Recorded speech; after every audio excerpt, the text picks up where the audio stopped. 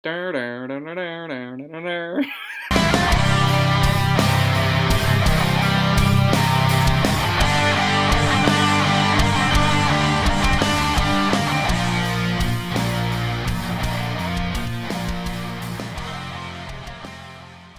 what's up, guys? Welcome back to A Cast for Crows, our Game of Thrones inspired podcast here on deadscreen.net. Today we're going to discuss and break down Season 6, Episode 8, titled No One, and we're also going to give you a nice little preview of next week's sure-to-be epic Episode 9, Battle of the Bastards.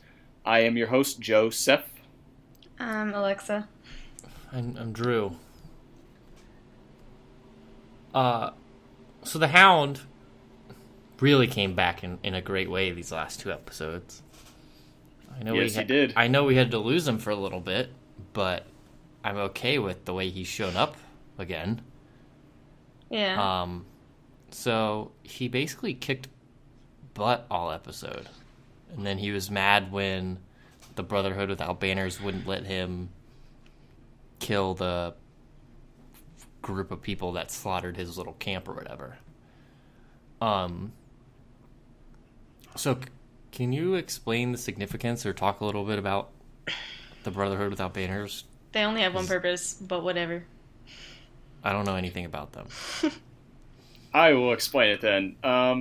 Not to go too far back, but they used to be Robert Baratheon's men and were sent to kill like the Mountain and his group like way back in the day, and that failed. And after Robert died, they became a group that like went around trying to protect common folk and all that. And I guess some of their men ended up going rogue, of course, as we found out, and they ended up killing like Septon Ray and the group that the Hound was with. And so, of course, in typical awesome Hound fashion, he wanted revenge. And but we found out that the Brotherhood had already made plans to hang those people because they found out what they did.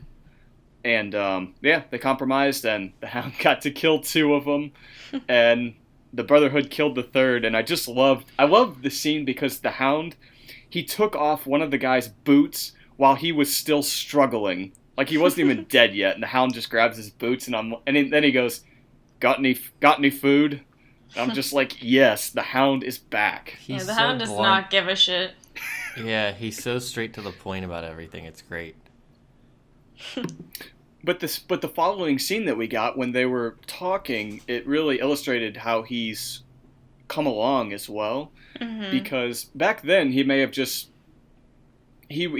gotten into a fight with those guys and tried to kill them all, but instead he got talking with Beric and Thoros, and they were talking to him about like, you can still have a purpose, you can do. I think Beric said, you can still help more than you've harmed.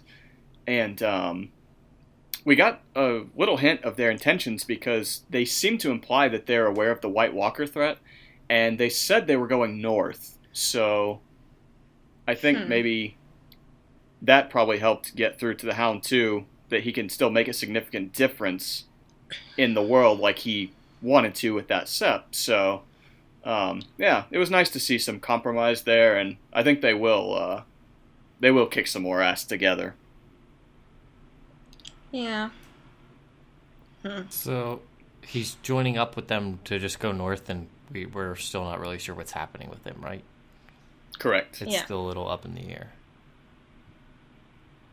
Alexa, do you want to talk about why you still think Lady Stoneheart will join us? It's more denial. But I just don't see the purpose of the Brotherhood without banners if not to, like, bring about Lady Stoneheart, and, like, I don't see the point of introducing Beric Dondarrion. But, I mean, you're probably right. It's been a long time. So she probably won't come in. But, I mean, I'm pissed off about that. Because we all know I've wanted her to come in for a while, and I don't see the point of the Brotherhood without banners. Like, I guess they're just, like, another army to fight against the dead, but, like, why make them so important if they're just gonna be people who fight against the White Walkers? I don't know. I'm pissed. I mean, at this point, I think all book readers, and there's tons of show watchers too who know about Lady Stoneheart and have wanted her to come back since the end of Season 3. Because that's when she came back, was at the end of the 3rd book. But I told you this a few days ago that Barrick's appearance. Some people said Barrick's appearance means Lady Stoneheart will come back. I think his appearance. See, I think his appearance means that she won't come back, and that's because the way it happened in the book was after this person died, the Brotherhood found her body 3 days later, and Barrick, we know he had come back to life already like 6 times or something, but he gave his life one last time so that Thoros could bring this person back to life. I understand and so the fact that he's alive at all, and the fact that we now know at least 9 months have passed since that character's death, it strongly suggests that scene really was what it appeared, and that they're just going to go north and try to help with the White Walker threat. I mean, I understand it, and it's mostly denial that I'm still hoping she comes in. But it's just like... Because the only reason I thought that maybe him coming about meant that she would come in is I don't think that she would just come in and, like, they wouldn't explain how she came back. But, like, you're right, it's been a long time, and at this point, like, God knows how much would be left of her. And I know she's supposed to be horrific, but if she's horrific after 3 days, I can't imagine what she'd be like after 9 months. Yeah. So. But, like, I'm just frustrated, because I think it's an interesting element, and I think it's something that they're just passing up on, and they could do it. I mean, I guess it's late now, but, like, I'm just frustrated that they're even bringing in the Brotherhood, if not for her, because I'm pretty sure, like, I don't know if they ever intended to bring her in, but a lot of people thought that that's the whole reason they brought in the Brotherhood to begin with. So. See, I just wonder, like, it almost feels like it's too late now for me, because it's reached the point where it would almost be just to appease book readers and everyone who knows about her. I just don't see what purpose she would play this late in the game anymore. But, like, I'm pretty sure I read that George R.R. Martin's kind of upset that she's not in the show, also. So, like, I just think, like, I think it is late. I think she should have come in a long time ago if they're going to bring her in at all. Like, because I think season 4 was really, like, the end of book 3. I think it was something like they split the book in half or something like that. So that's when I was expecting her to come in. When she didn't come in, I was like, well, okay. And I got really mad and yelled at my TV. But I do think it's late. I just don't know. I'm just annoyed. I just want her in. Yeah, I think the showrunners just used that episode to troll us very, very hard. They've been doing that this season. Like, you mentioned previously that they probably just trolled us with Lyanna. Like, we're probably not even going to see the Tower of Joy stuff at all. We're not going to get an answer. So they've just kind of been trolling us, like, this whole season. Yeah, they really did talk a lot about that. They feel like they built up the brand stuff, and it's just kind of fallen away the last couple of episodes. And then, like, the Three-Eyed Raven being like, we'll get back to this. It was like, are you fucking kidding me? Yeah. So, yeah, I remember he said, that's enough for one day. And it was almost like he was talking to every single show watcher. Yeah, like he might as well have just stared into the camera and been like, we'll be right back with this feature presentation. Like, ugh. But, yeah, I mean, I don't want to talk about it too much in depth, especially because while it's incredibly unlikely that she'll come in, I don't want to spoil it for anyone in the event that she does come in, and I know Andy's probably super confused since he doesn't really know too much about Lady Stoneheart, so I think we should just move on. Yep. Yeah, I agree. I don't know what you guys are talking about at all. So we had another awkward scene with Tyrion and Grey Worm and Missandei. Missandei. Like, what the heck is going on with all this? This is so stupid. Like, it's just like, to kind of toss him into the season. Like, here I you think go. it is. I think he's a fan favorite, and they're trying to find ways to, like, squeeze him into episodes, even though he has nothing important to be doing at all. Yeah, like, they've literally had, like, episodes of just drinking games and telling jokes and being really stupid, and it's, like, the ultimate filler time. It's ridiculous. I feel like for a show that has so much content and so much they want to accomplish, the filler time just seems like, oh my gosh, just get to something that matters. Why are we sitting here watching this? Yeah. So Varys went off on a secret mission, but we have no idea what he's doing, correct? I may have an idea. Do you know because you read the book, or is this a Joe theory that's going to turn out to be false? Well, the end of book 5 centers around Varys and something rather shocking that he does. So I'm kind of wondering if they might go back to that now, but I don't know for sure. I mean, this show is all over the place in terms of books, so I don't even know.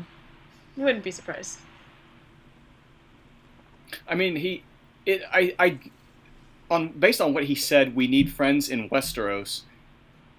That does not imply that they're going to follow what happened in the books. But if I had to take a guess, if you had to guess that he would go to any of the Seven Kingdoms to try and look for support, you'd have to guess it would be Dorne, just because they've traditionally always been Targaryen supporters. Yeah. So that would be the natural place to start, I think. Boo. It's possible. I feel like they're kind of like, let's try and fix this Dorne storyline by, like, making it somewhat interesting. I mean, they have to give it some sort of purpose again at some point. Yeah, no, I understand. Because you can't just introduce Dorne, have it be, like, the shittiest storyline, and then be like, okay, well, we're going to pretend Dorne doesn't exist anymore. Like, obviously that's not how that works. Right. So I see what you mean. So, the slave masters came back? What did Tyrion do again? He, like, gave them 7 years to give up slavery? Yeah, pretty much. Like, just to kind of phase it out over time. And so, who's coming back? Like who's attacking them? Yeah. It's the slave masters of Yunkai and Astapor, which Dany conquered back in season 3. Oh, so it's like the other cities just like, we're not having this anymore, we're gonna go get things back to the way that they used to be. Exactly. Yeah. I mean, they suck, so... Okay. See, yeah, like... something I threw out there that I read some recaps from some of the like major news publications, and they seem to debate this a little bit on whether Tyrion's diplomacy succeeded or failed, and I want to know what you guys think. I mean, I think it's what made the most sense, because we've seen Daenerys try to take things by force and it hasn't worked, so, like, I think diplomacy was necessary. But the Masters don't seem like people who can be easily reasoned with, so, like, I don't really know, because I think, in theory, it should have succeeded. But whether or not it has or hasn't, I'm not entirely clear on just yet. I don't know. I don't have an answer for you. I mean, I feel like that whole storyline is just getting all mushed together, and it's like I can't even remember who was doing what and when, and like... Welcome to the book world. I just feel like they've been sitting in there, somebody's been sitting in a chair going, what the fuck do we do with Marine for like 4 seasons now? See, when I saw all those ships, I was like, oh, look, the Greyjoys have arrived. And then they were like, oh, it's the Masters, and I was like, huh. Okay.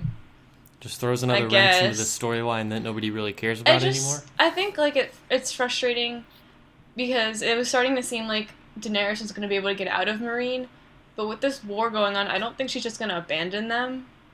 So it's like it's just kind of like pulling her back into the storyline that we're all so sick of. Right. And I don't know how it's going to play out. But like I'm really done with Meereen. They need to get the fuck out of there. Like I don't care anymore. I'm so done with Meereen. It's just like nothing's happening. There's no progression, and it's like she's trying to be like this like hero to the slaves, and even they don't like her all that much because of the deals she's made. She's like literally not doing any good. Right. So while I think I understand what's going on at Riverrun, I would like to save myself from embarrassment and ask you, Joe, if you can give us a recap as to what happened this episode. Yes. Jaime failed to negotiate with the Blackfish to surrender, as we saw last week. And this week he went and talked to Edmure after he had him, I think, properly clothed and given a bath and all that, which apparently the Freys had never done. And they had a very serious talk, and I thought it was a great scene actually, where they talked a lot about Catelyn versus Cersei, and he didn't really get through to Edmure at first. He was like, "No, fuck you. You're the Kingslayer. I'll never negotiate with you." And then Jaime just kind of lost it, and he really drove home his devotion to Cersei. And he was like, "I'll do whatever it takes to get back to her. I don't care if I have to kill every man, woman, and child here." And he made personal threats against Edmure's wife and very young son. And eventually that got through, and so Edmure goes up to the castle, and he's like, let me in, I'm knocking on the door, let me in. And Blackfish is like, no, you idiot, don't let him in. He's going to make us surrender. And that soldier ended up giving in to Edmure's demands because he is the Lord of Riverrun by right.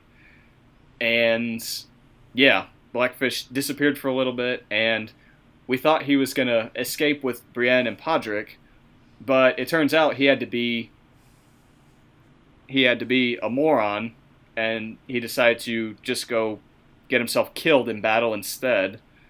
And yeah, now it's not clear who Riverrun belongs to, whether they're giving it to Edmure or back to the Freys, but it seems to have been resolved for Jaime. I'm just really sick of seeing, or not seeing, these, like, off-screen deaths. Because I hate, like, being told that someone dies. Like, show us that they died. Because right now we don't know if Blackfish... I mean, we made the assumption that he's dead because they said he was dead, but at this point we don't know for sure. But that's, and, like, sloppy writing to me. Like, that really bothers me that they're like, oh yeah, like, he's dead, and then later they're going to be like, haha, maybe he's not. And you're just like, well, you fucking told me he was. You didn't give me, like, with the Hound, they're like, yeah, he looks like he's dead, but we're going to move back and he's gone. So if you want to make up your mind whether he crawled away and died or he got up and survived, like, that's up to you. You guys can make that decision. But if they were like, if Brienne was like, yeah, I killed him, he's dead, and then all of a sudden he showed up later, I'd feel like it's like a bad way to deceive you. Like, I don't like when shows,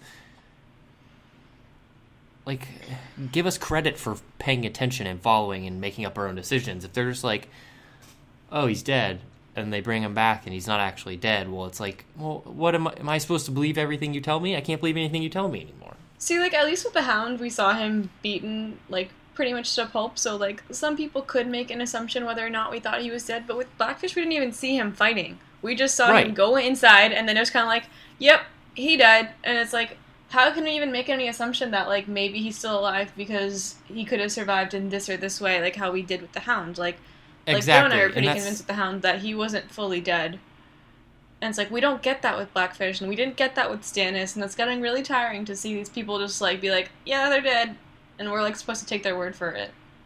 Right, and it's, like, I'm totally fine with what happened with the Hound, because that was a decision we as viewers made ourselves. Mm-hmm. They presented us with the information, and then we decided, hey, he's either dead or he's not dead. You know, like, I accepted that he was dead, but it always sort of held out hope that maybe he wasn't. But, like, I did that to myself. I made that decision based on, well, the information they presented to me. And if they're just lying about the information, like, it's like you can't trust what anybody says at that point. And it just drives me nuts. Because that was always such a strong part of Game of Thrones was, for the most part, you came to conclusions yourself where they presented you with information that you were sort of able to, you know, put bits and pieces together, or at least come to your own conclusion about stuff.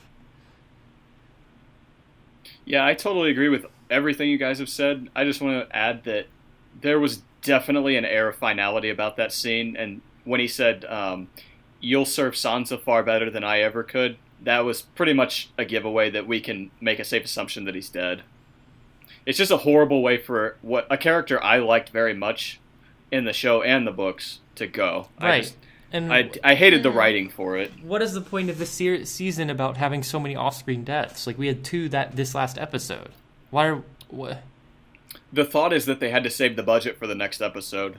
I'm just like, what was the point of introducing, like, the Riverrun storyline if it was going to be resolved in, like, an episode or 2? Like, it's just frustrating. Like, if you're not going to, like, make it something that's, like, so important,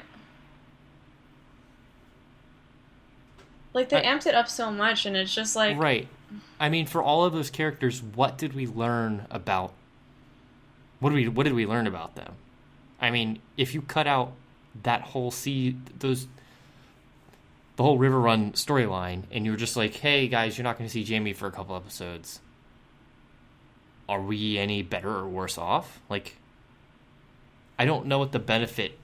Yeah, like, why introduce the Blackfish thing at all? Like, because... So stupid. I have a guess. I think it's mainly to get Jaime out of King's Landing, which means he's not there to help Cersei, who we'll talk more about later. But something else I wanted to talk about is we've talked about this quite a few times this season, where Jaime's character progression throughout the show had been like spectacular. Like, he went from a character we despised to a character we sympathized with to a character we loved.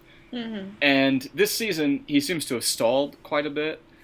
And this episode, I think, was a great example of that, because we saw a very touching scene with Brienne, but then shortly after that, we see the scene with Edmure where he threatened to kill his family and literally everyone to get back to his twin-cest lover, Cersei. Yeah, I think Cersei is like the last remaining obstacle to his further progression. See, like, I think more than his progression stalling, like, I feel like he's regressing to his bad habits, and it's, like, hard to sympathize with him when he's just, like, being a piece of shit again. Like, I understand, like, we saw the scene with Brienne, and, like, there's obviously, like, a certain, like, caring there, but it's, like, he's just become, like, another, like, pawn for Cersei, and he's just, like, so not the character that we grew to love anymore. Like, it's just really frustrating seeing him, like, lose the parts of him that we cared about so deeply. Correct me if I'm wrong, but I feel there's a scene where he was threatening Edmure and being like, listen, I'll do whatever it takes to get back to her. But wasn't Jaime the one like, hey, I gotta go do this thing? Like, almost nonchalantly a couple episodes ago, where he had to go to River Run, and it was during one of those, like, Jaime and Cersei are gonna rule the world scenes that we've had 1,000 times. It just struck me as odd, like, how aggressively and, like, intensely he was saying that, because I felt like he was basically like, oh, I have to go do this thing, so I'm just gonna go do it, see you later. And honestly, then there he was like, I will do anything to get back to her. And I was like, well, why'd you leave in the first place? Yeah, like, honestly, I'm frustrated. I think, like, Jaime needs to cut his ties with Cersei, because any chance he does have for progression, like Joe said, like, she's holding him back. He's, like, becoming, like, he's, like, losing his sense of self again. Like, he literally serves to serve, like, his purpose is to serve Cersei right now. And it's just really frustrating seeing such a great character become so nothing yet again. Andy, to clarify, the reason Jaime went to River Run in the first place is because Tommen ordered him to. Right. And when you consider what he had just done, nearly started the war against the Faith Militant, if he had refused that, Tommen probably would have had grounds to give him death penalty. So he kind of had to do that, even though he didn't want to. But yeah, I totally agree with Alexa. Cersei, I think Cersei is like the major obstacle to his progression this season, and I have a growing suspicion that she's not much longer for this story. I think that just adds to it why she has to go, because I think Jaime's going to last a little bit longer. But if he's going to progress, she's got to go. Yeah, it's just like really frustrating seeing him, like, just fall back into his old ways because Cersei is, like, telling him to. Like, we've seen him go so far as a character, and, like, yes, he's always wanted to go back to Cersei, but, like, there is always, like, also, like, a sense of, like, he wants to grow as a person, and, like, we're just losing that, and it's frustrating. And it's a flaw with the show, too, because they could have done that. Because in the books, when he goes to River Run, he has turned his back on Cersei. Like, they don't speak anymore. When she was imprisoned by the High Sparrow, she had Qyburn send him a letter that said, like, please come to me, please help me, I love you, and all this, and he responded by tossing it into a fireplace. Like, they have no connection anymore, and I'm not quite sure why they've stalled his storyline in the show like this when it was totally avoidable. And it feels like Jamie's just, like pointlessly strolling along at this point. I could see how he, like, it would feasibly make sense that he would turn his back on her because she's just done so many things that have been horrible that it would make sense that he would turn his back on her and, like, be his own man. And the fact that they've completely avoided that possibility is just, it's frustrating. And I know I've said frustrating like a million times, but it's frustrating. I feel like Game of Thrones this season and last season in the same regard has just gotten a little safe, where beforehand when they had basically the books that they were following, they didn't really have a choice not to be safe. Like, they went from having a character that everybody hated to turning him into a character that everybody likes, and now they're like, everybody likes his character, we can't really mess with him too much. Like, I feel like they've just gotten too safe with so many things. Like, there were so many times in the last first 4 seasons or so where stuff would happen, you'd be like, holy shit, this changes the game.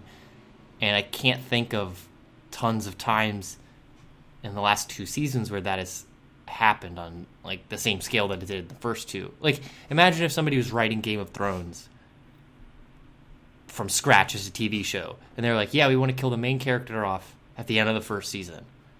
Like, my guess is that does not go over well in test groups, focus groups, or whatever. Like, they probably hate that. And then the studio execs would be like, no, you're not going to kill him. And then now we just have this safe fantasy drama piece. But it's like, because they had these storylines that they basically had to follow, you got to do these out-of-the-box things that people ended up loving. And even if they didn't love it, it gave them something extra and something new to experience while they were watching these TV shows. And now, since they're, like, doing a lot of sort of forging their own way, they don't have these almost mandatory shake-it-up moments. Yeah, they haven't had anything shocking per se this season. Like, the only thing I would say was shocking, quote-unquote, is Jon Snow coming back. But almost everyone had basically accepted that was going to happen. So we haven't really had anything that, like, makes you, like, gasp and be like, oh my god. Like, we haven't had, like, an Oberyn scene or, like, you know... But like, even then, the Jon Snow coming back, if I was a studio exec and Jon Snow's, like, one of the most popular characters and my writers are like, oh, we're going to kill him off. Like, I'm going to be like, you can't kill him off. He's, like, people watch the show because of him. Everybody loves him. They're like, oh, wait, listen, we'll kill him off, but then he'll immediately come back at the beginning of the next season. They're like, okay, that works. Like, even that was a safe way to go about doing that. I don't know. I just, like, I feel like I want them to shake it up. I'm ready for them to shake it up, and I just don't think they're going to do it because they don't have as, like, railroad track of a source material anymore. Yeah, I totally agree. I tell you, one way they could really throw us off the track is if Ramsay wins again this season. Like, that would, if Ramsay wins and maybe not every character dies, but they're, like, forced to retreat or something like that, and they can't take Winterfell, that would be a hell of a shock. Right, and I think that would be something good because that's the bad guy winning. It's, you know, something that... Yeah, this isn't like a show where you're supposed to just assume that all the good guys are going to come out, like, winning in the end. And normally I kind of want to see Ramsay die, and that's, like, a personal thing. I just want him to die because he fucking sucks. But, like, I see what you mean. Yeah, I'm with you. So we have another Joe was wrong moment this episode where he was, I wouldn't say very convinced, but he was holding on hope that Arya was not actually Arya and was just Jaqen wearing Arya's face. But turns out not to be the case. It was just Arya being Arya. My big issue with this Arya's little storyline is that for Game of Thrones, you know, the whole thing about killing major characters is a big thing, but there's also something to be said about, like, major injuries or stuff like that. Like, the fact that she just got stabbed in the chest a couple times and is seemingly no worse for wear. You know, she was able to escape and kill the waif and run away and do all this shit. Like,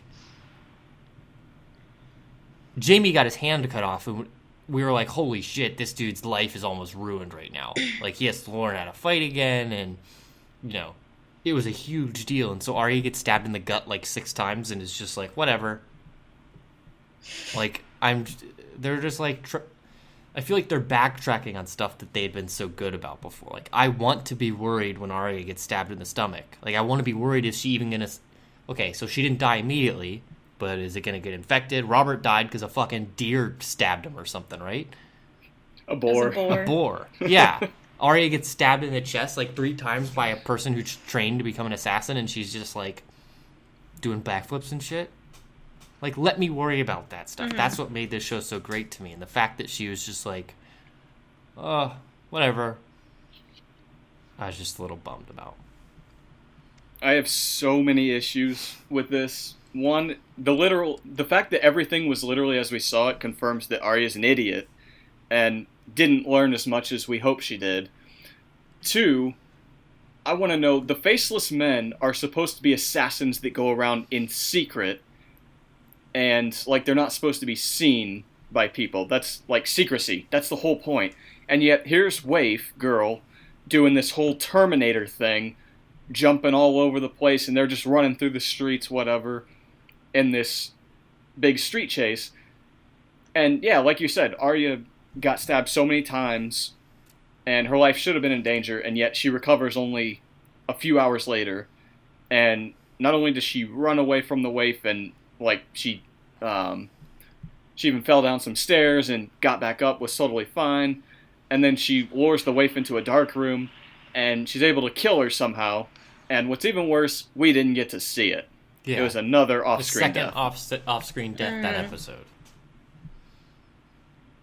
The whole thing is just a complete joke to me. See, like, my problem with the storyline is, like, now she's leaving, and there's, like, literally no point for the storyline. Like, we don't even understand the point of the Faceless Men. Right now, it just seems like they're stupid paid assassins. And then, like, she's just kind of like, yeah, no, I'm not no one. I'm Arya Stark. I'm gonna, like, peace out. And Jaqen just kind of, like, smiles at her, like, yeah, okay, you do you. Like, it was so stupid. Yeah, and Arya spent 2 full seasons struggling to become no one. Then he puts out a death warrant on her. She avoids it, kills the waif, and then she sticks a needle into Jaqen, and he's like, congratulations, you've now become no one. See, it's like, what changed your mind? Why is she suddenly no one to you? Is it because she's gonna stab you in the gut? See, it's just so stupid. The only thing that I could think of it was, like, that she was never supposed to be no one, and that it was just, like, supposed to, like, put her back on track and, like, save her from herself kind of thing, because she was going down, like, a very dark path beforehand. Because, like, it seems like he was proud of her when she was leaving. So, like, I don't know if that was, like, the whole point of it was to get her back on track and to, like, remind her who she is. Because I don't see any other purpose for the storyline. I mean, that's actually... I didn't even think about that, but that adds back to the mystery of, like, what the heck is Jaqen? Is he just, like, a dude, or is he something a little more? You know, if that is the case, if he knew that she sort of had to be set back on that path, because a couple seasons ago, she was, like, you know, all in on getting rid of the Stark name and starting anew and all that stuff. And like, it's interesting that you were saying that. Like, that makes that storyline just a little bit more interesting. Like, maybe that is the case. Maybe he has that foresight to be like, no, this person's supposed to be Arya Stark. She can't give up, so I'm going to set in motion this thing that's going to take 2 seasons, and nobody's going to really know that it happened until way later, and it actually makes sense. Because, like, that's how I took it, just because, like, he seemed proud of her when she was leaving. Like, you'd think that someone who's teaching you to be someone that you're not supposed to be, and you're supposed to be no one, you're just supposed to be no one, like, you'd think he would be disappointed, but he was, like, smiling off at her as she was leaving. Like, I kind of got the feeling that that was the purpose. That's the only thing that makes sense to me.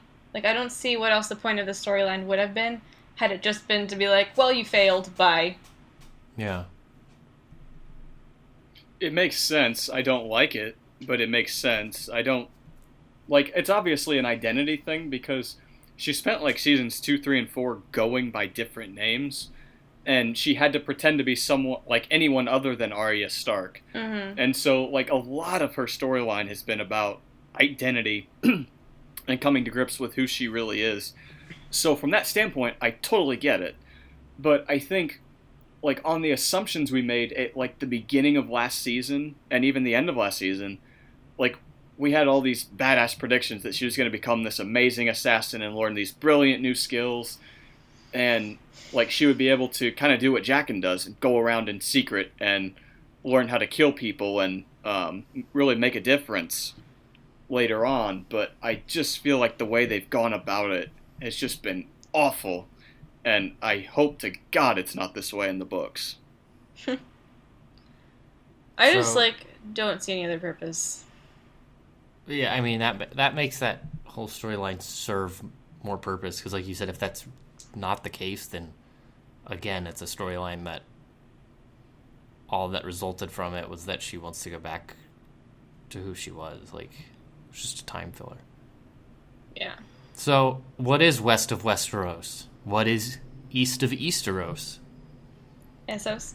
What is north of Norsteros? Try the fourth one.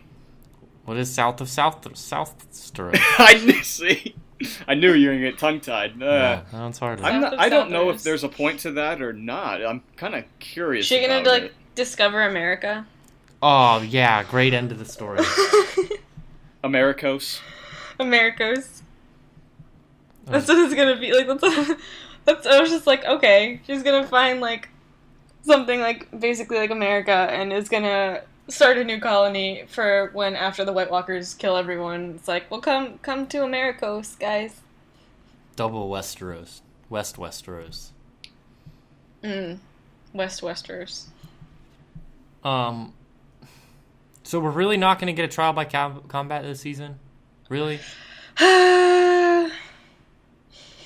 More griping time. Yeah, it seems like first off, let's talk about that I choose violence moment, because we saw that in the season 6 trailer, and they kept building up to it week after week after week.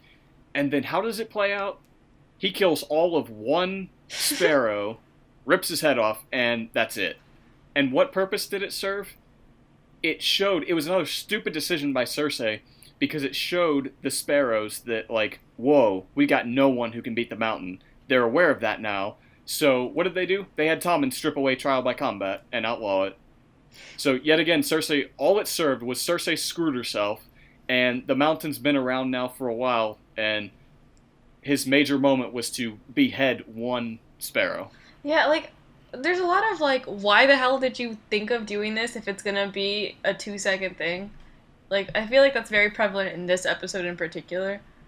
So, it's annoying. Like, we were all excited for the trial by combat because we had the mountain, and it's like, it was gonna be interesting. It's just, why? Why do things? The one thing we can still hold on to is that Qyburn came up to her after that scene and said, he had found out something, and he said, the rumors are true. And I can't remember, like, what else he said, but it implied that, she still got something in her locker, Yeah. but, A little leverage. yeah. You kind of wonder, though, like, she keeps talking about how she's all-powerful and all this, and we keep seeing her backed further and further into this corner, and then I think she hit the ultimate low this episode, because we had her uncle tell her, no, you don't stand beside your son, the king. You go stand over there with the other ladies of the court. And that is, like, the ultimate insult to someone like Cersei. So you kind of wonder what she still has. Yeah, I know. That's the thing. She stood there and took it. I don't know. It's like, why are you making all these characters so lame? Stop making them lame. I'm done. Any theories on what Qyburn was referring to? I mean, I'm pretty sure it has something to do with the High Sparrow. And I'm not entirely sure what it is. I don't know if it's, like, him just kind of being, like, a power-hungry, like, piece of shit, and, like, we have proof of it for some reason. Because he even said, like, when he was younger that he, like, didn't like the poor and, like, was repulsed by them and all this stuff. And, like, maybe that's just, like, still just as true, and this is just all a facade to get power. Like, that's the only thing I could think of that would be, like, of relevance to them. But I don't know what the exact rumor could be. That's interesting. I read a theory that she may have discovered, or Qyburn discovered, a new stash of wildfire, and that Cersei might just use it to torch the whole damn city. Oh. I guess that makes sense. Just blow up the whole city? Yeah, pretty much. Be like the Mad King. I mean, burn them all. she's going to be found, if there's a trial, she's going to be found guilty, and she'll be given the death penalty. So she's got to do something pretty drastic to get herself out of this one. Like, the Mountain can't just win her a trial by combat anymore. She's got to do something else.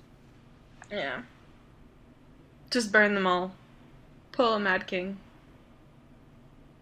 Alexa wants to go all Mad King on us. It seems to be a trend with me. Hey, if it works. It's just like, what's gonna happen? Like, is she just gonna die and that's the end of the Cersei storyline? It's like, something's gotta happen. So, next episode, we're getting a full episode battle. Battle of the Bastards. That's what the preview implied, is that it's going to be like a full, like it's going to be one of those full battle episodes. Yeah, they didn't show anything else, so it would make sense. It would stand to reason that it would be just like one of those. I mean, we normally get those once a season, so it makes sense. Okay, before we get into our little game of what we listed it in the document, let's just talk about this battle for a second, because we've gone all episode knowing they're going to build up to this, and we've always assumed that because we're getting closer to the end of the series, that the good guys are gonna defeat Ramsay. But let's just take stock of what we know right now. We know Ramsay has a larger army than the Starks do. We know they're kind of fighting amongst themselves, especially the wildlings. They didn't have much luck going around the north and getting more men. And we also know for sure now that Davos is going to find Shireen's burning site. So that's going to create yet another conflict.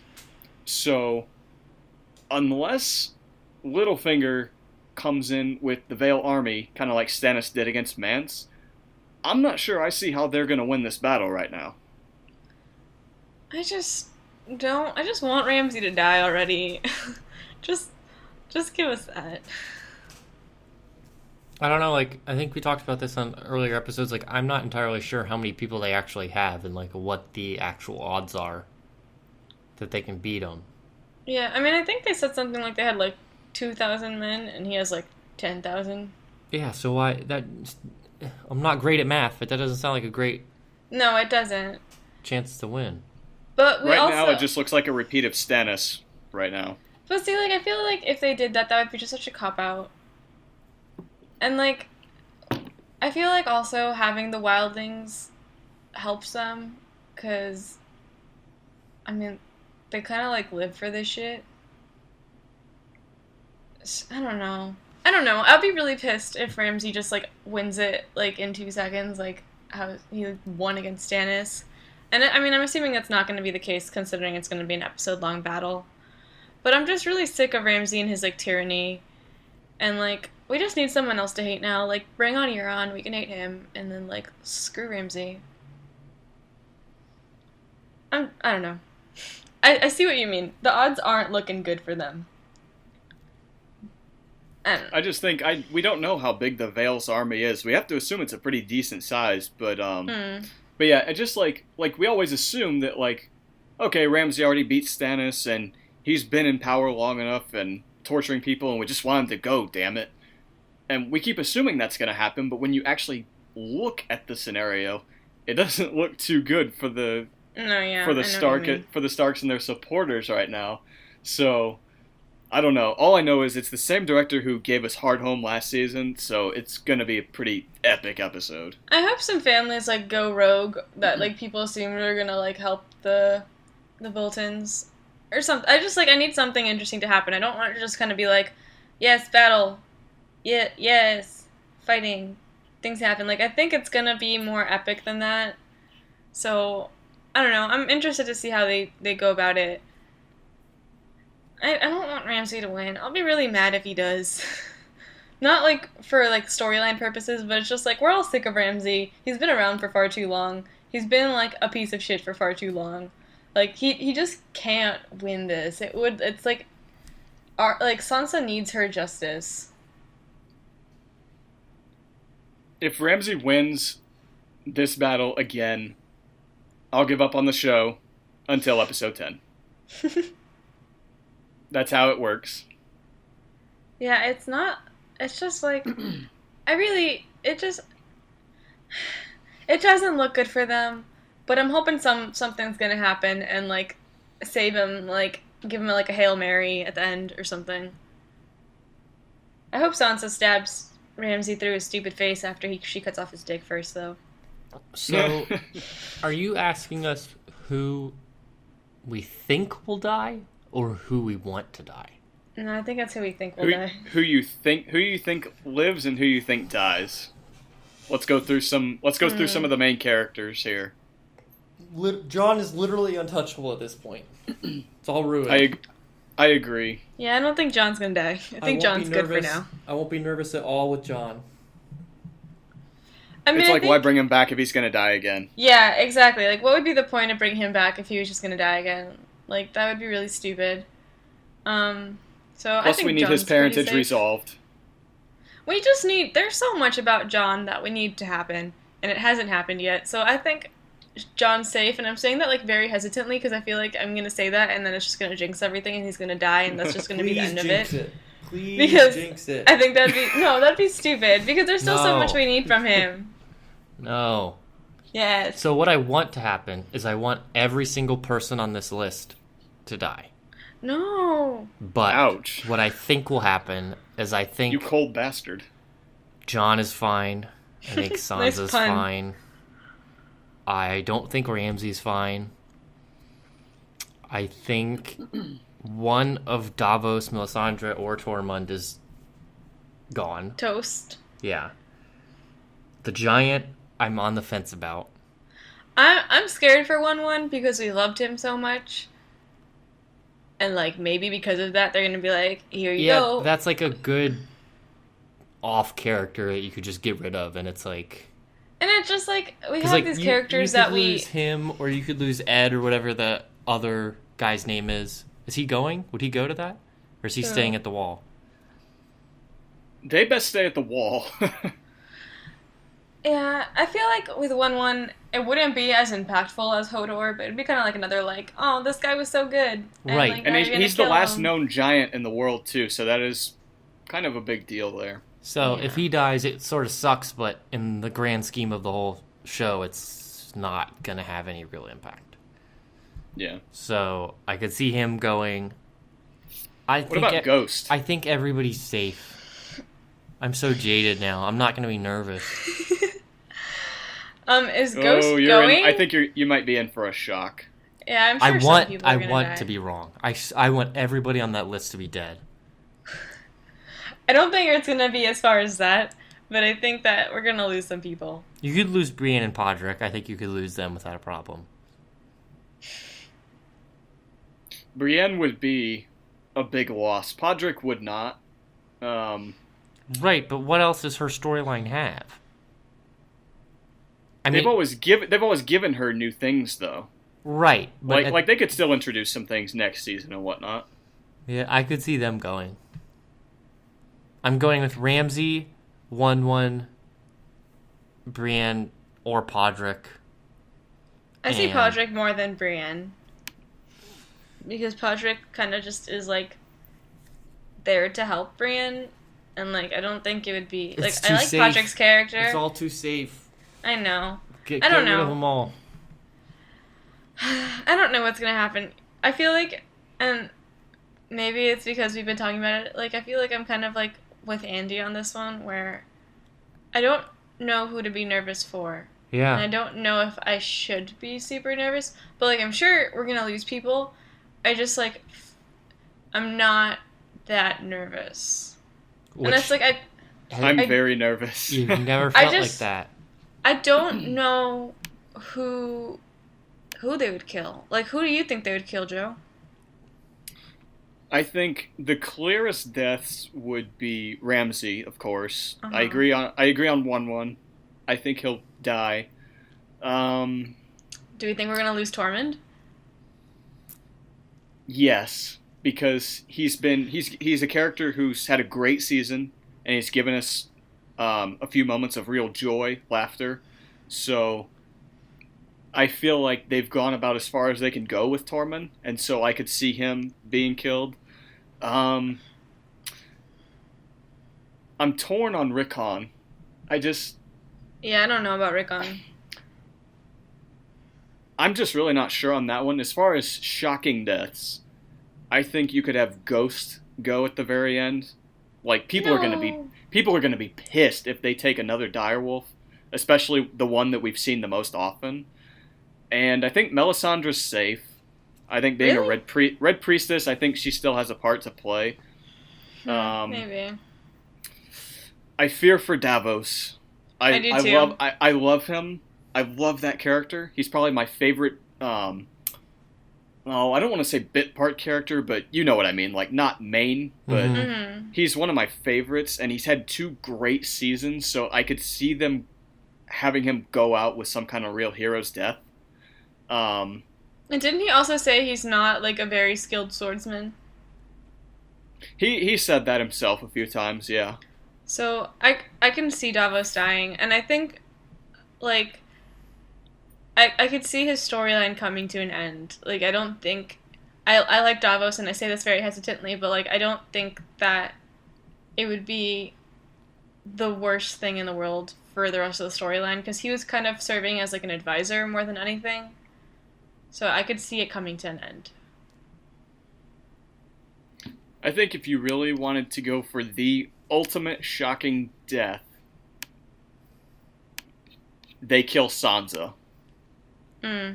I don't see it happening. I think there's about a 10% chance, but I'm not going to declare her completely safe. That's fair. If they really wanted to make this like Red Wedding-esque shocking, she would be the prime candidate. And I'm gonna have to potentially agree with you there, just because there are way too many Starks right now, and they're like all coming together in some sense, and that in itself makes me nervous. So I could see where you're coming from. I could see her potentially dying. I don't anticipate it happening, but if it were to happen, like I would be shocked and upset, but it's possible. Honestly, the whole, like, all the Starks, like, kind of being okay right now makes me nervous. I agree with that. I think Rickon, when you put it in that sense, it makes it much more likely that Rickon seems expendable. Yeah. And maybe they're still negotiating, or maybe they're still, like, writing Ramsay or something like that, and maybe it'll start with his death. And that's like, okay, fuck this guy, we're gonna take him out. Mm-hmm.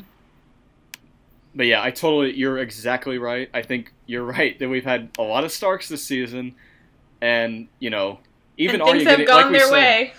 Yeah, like we said earlier, even Arya getting stabbed, we didn't fear for her life. And so you have to think we're going to lose at least one Stark here. I think that would definitely be the most shocking, and if they're trying to go for shock factor, I think Sansa would be more shocking than Rickon. Like, I think we kind of aren't as invested with Rickon anymore because we haven't seen him in a long time. So I think if we were to lose Sansa, that would be very, like, gut-wrenching, Red Wedding kind of thing. Yeah, I think the only untouchables here on our list anyway would have to be Jon and... Jon. I would say Littlefinger is untouchable. Okay. He would tell the Vale's army, like, hey, yeah, go help these guys. But do you really see him getting involved himself? No, I absolutely not. Yeah. Okay, that's fair. I wasn't even, like, really considering Littlefinger all that much. I don't see him dying. I feel like... He's too important going forward. And he's too smart to just, like, go into battle with, like, the odds being as they are. Like, he might send his army, but I don't see Littlefinger going in and fighting. He's, like, not He's no fighter anyway. No, yeah. I don't think he would do that. Andy, any thoughts on, like, the shocking death? I just want them all to be dead. I really do. Well, the Night's King is coming. Good. Yeah. I'm on his side. But yeah, whatever happens, I Unpopular think we're in opinion. for one epic episode. I really hope so. I mean, it really did seem like it was going to be epic. So, we could use a little epic this season. And we deserve it. Like, I think overall, like, how we've done far more griping than complimenting this season. I completely agree. It's something about And this we season. we deserve like a truly great Hard Home or Red Wedding like episode. Like, they need it, I think. It's just Sansa's gonna die, and then the Night's King's gonna come in and just, like, bring her back, and that's gonna be it. It's gonna be a combination of Red Wedding and Hard Oof. Home. And Sansa is, in essence, the new Lady Stoneheart, so to speak. I guess so. Ooh, that would be something. That would be really interesting, actually. I wonder if they could turn her into Lady Stoneheart with not the White Walkers, but with Beric. Like, that could be something that they could feasibly do. Ooh. I didn't think of that. I just thought about it when he said that as, like, a joke, but I was like, wait a minute. But she could be Lady Stoneheart. Wow. Like, that would be interesting. I like it. So, I like it very much. I mean, if she were to die, I'm hoping that's what they do. And then she could just, like, destroy Ramsay. Wow. That's really good. George, if you're listening, make a note, assuming you haven't finished the book yet and you plan to before 2030. All right, well, I think that wraps up our recap of episode 8 and our preview of next week's Battle of the Bastards.